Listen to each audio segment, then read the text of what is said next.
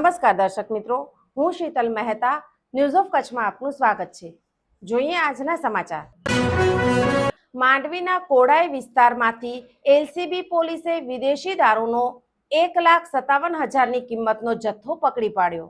માંડવી તાલુકા વિસ્તારમાં પોલીસ પેટ્રોલિંગમાં હતા તે દરમિયાન મૂળરાજભાઈ ગઢવી, લીલાભાઈ દેસાઈ નાઓને ખાનગી રાહે બાતમી હકીકત મળેલ કે ઘનશ્યામ હિરજી હાલાઈ રહે કોડાઈ તાલુકો માંડવી વાળો પોતાના કબજાની આઈસર ટેમ્પોથી ભારતીય બનાવટનો વિદેશી દારૂનો જથ્થો બહારથી લઈ આવેલ અને હાલ તે કોડાઈ ગામથી માંડવી તરફ માલ સગે વગે કરવા જવાનો છે।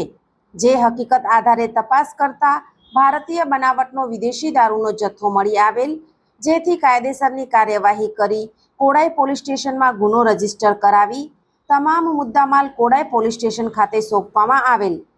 કબજે કરેલ મુદ્દામાલમાં વિદેશી દારૂની અલગ અલગ બ્રાન્ડની બોટલો નંગ 143 તથા અલગ અલગ કંપનીના બિયર ટીન નંગ 240 તથા 180 mlના ક્વાર્ટર નંગ 196, જે તમામની કિંમત રૂપિયા 1,57,138 થવા જાય છે તથા આઈસર કંપનીનો એક ટેમ્પો કિંમત રૂપિયા 10 લાખ। પકડાયેલ આરોપીમાં ઘનશ્યામ હિરજીભાઈ હાલાઈ પટેલ, ઉંમર વર્ષ 38, રહે કોડાઈ વાડી વિસ્તાર, તાલુકો માંડવી। પકડવાનો બાકી આરોપીમાં શિવમ જાદવ, રહે તલાસરી, મહારાષ્ટ્ર। દર્શક મિત્રો, આજે તારીખ 30 મે 2026 આ હતા આજના સમાચાર। આવતીકાલે ફરી મળીશું, ત્યાં સુધી મને રજા આપશો। નમસ્કાર।